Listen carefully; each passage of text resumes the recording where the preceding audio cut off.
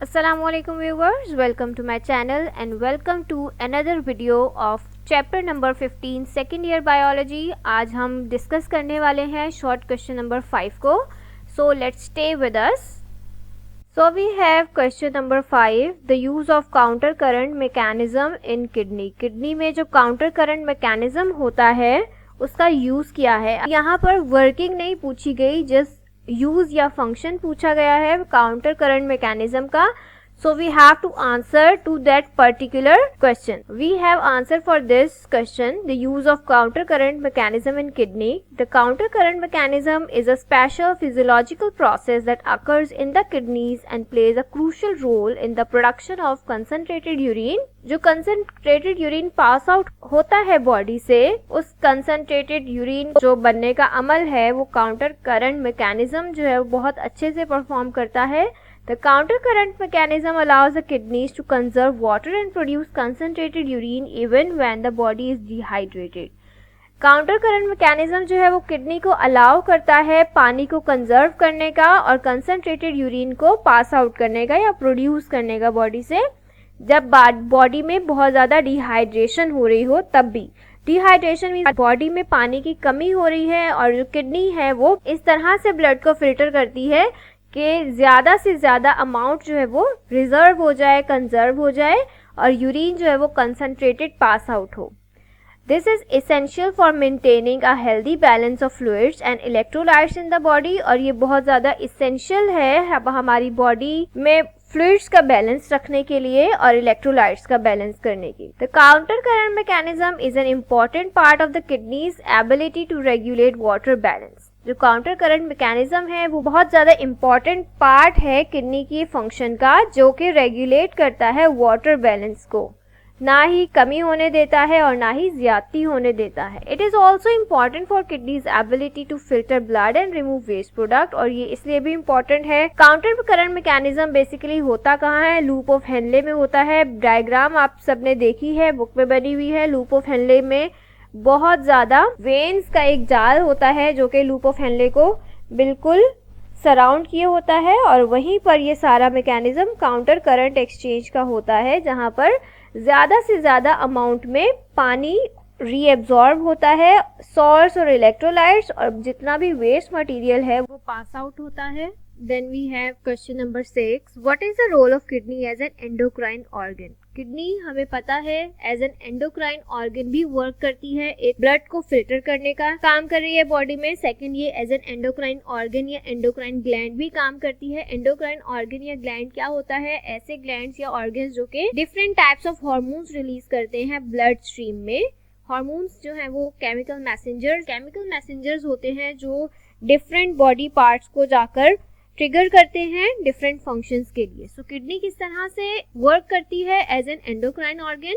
The kidney is not only an organ that filters blood and removes waste products, but it is also an important endocrine organ. This means that it produces hormones that have a wide range of effects on the body. बहुत ज्यादा wide range है जो कि असरअंदाज होती है किसी भी body पर जो हार्मोन किडनी से रिलीज होते हैं। 3 मेन हार्मोन्स हैं जो कि किडनी रिलीज करती है। उनमें सबसे पहले है renin, then erythropoietin, EPO and calcitriol। Specific roles क्या हैं किडनी के as an endocrine organ? Regulating blood pressure, जो हमारा ब्लड प्रेशर है वो रेगुलेट करने का काम हमारी kidney as an endocrine organ perform करती है। Kidney helps to regulate blood pressure by producing renin. जो रेनिन हार्मोन है वो प्रोड्यूस होता है जो कि एक्टिवेट कर देता है RAAS। The RAAS helps to constrict blood vessels and increase blood volume which can raise blood pressure। regulating blood volume को regulate करने का काम भी kidney as an endocrine organ work करती है। the kidneys helps to regulate blood volume by producing urine। by producing urine the kidneys can help to control the amount of fluid in the body which can affect blood volume। definitely जो amount of urine pass out होता है वो balance करता है amount of fluid in the body को। regulating electrolyte balance,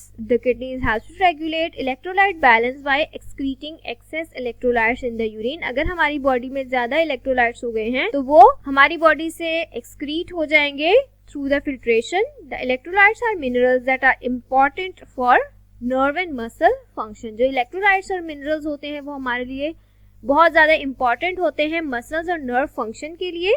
For examples of electrolytes include sodium, potassium and chloride. Sodium, potassium and chloride जो है वो इलेक्ट्रोलाइट्स की कुछ एग्जांपल्स हैं. Regulating calcium and phosphate levels. हमारी बॉडी में कैल्शियम और फॉस्फेट लेवल्स को रेगुलेट करने का काम भी kidney as an endocrine gland ही करती है.